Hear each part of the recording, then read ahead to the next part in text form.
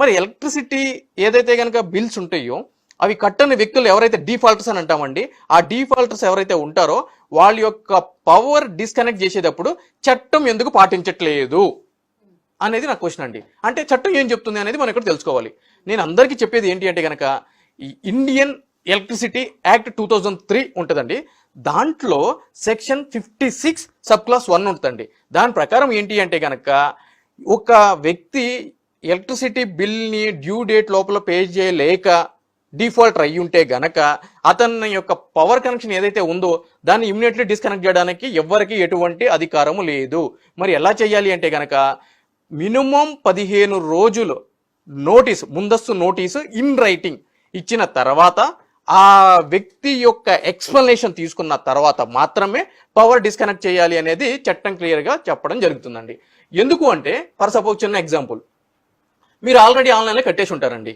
అది ప్రభుత్వం యొక్క సర్వర్స్ అంటే ఆ యొక్క సిస్టమ్ గురించి మనకు తెలిసింది, అది అప్డేట్ అవ్వదు.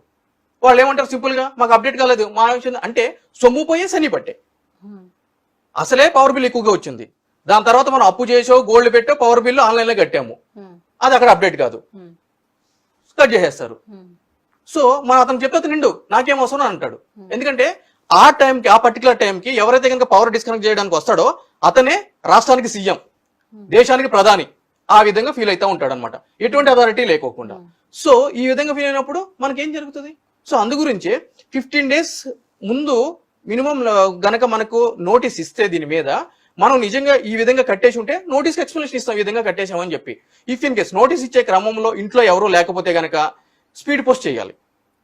స్పీడ్ పోస్ట్ చేసిన తర్వాత మూడో ఆప్షన్ ఏంటి అంటే కనుక ఇంటి ముందు ఒక నోటీస్ అతికించి వెళ్ళాలి. అప్పుడు కూడా స్పీడ్ పోస్ట్ తీసుకోకపోతే ఇంటి ముందు నోటీస్ అతికించి వెళ్ళాలి.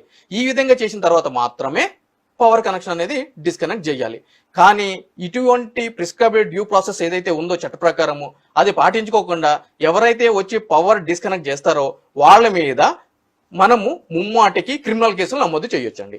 అవి ఏ కేసులు నమోదు చేయొచ్చు అంటే కనుక, మరి ఒక వ్యక్తి ఒక చట్టాన్ని నిర్దేశించినప్పుడు ఆ చట్ట ప్రకారం నడుచుకోకపోతే ఐపీసీ సెక్షన్ 188 ప్రకారము, అదే విధంగా మన అనుమతి లేకోకుండా మన ప్రైమేసెస్లోకి అడుగు పెట్టి పవర్ డిస్కనెక్ట్ చేసినందుకు 447, 448, ఇదేమని అడిగినందుకు ఈ దిక్కున్న చోటును చెప్పుకున్నందుకు 506, ఈ ప్రకారం కేసులు పెట్టే అధికారం ప్రతి ఒక్క కన్జ్యూమర్ మీద ఉందండి. ఆ విధంగా కేసులు మీరు పెట్టొచ్చు. పెడితే సంబంధించిన పోలీస్ అధికారి దాన్ని రిజిస్టర్ చేసుకుని ఆ వ్యక్తి ఎవరైతే ఉంటారో వాళ్ళ మీద కన్సర్న్ పవర్ ఏఈ గాని, డిఈ గాని, అదే విధంగా చైర్మన్ ఆఫ్ ది ఈఆర్సీ గాని, టీఎస్ఎస్ పీడిఎస్ఎల్ గాని వాళ్ళందరి మీద కూడా కేసులు నమోదు చేసే అధికారం ముమ్మాటికి పోలీస్ వ్యక్తులకు ఉంది. మనం కూడా ఆ విధంగా కేసులు బుక్ చేయొచ్చండి. సో ఈ విధంగా ప్రజలకు తెలిస్తే అట్లీస్ట్ అవేర్నెస్ వచ్చి వాళ్ళ యొక్క రైట్స్ ఏవైతే ఉంటాయో ఆ రైట్స్ ని యూటిలైజ్ చేసుకోవడానికి వాళ్ళకి ముమ్మాటికి అధికారం ఉందండి.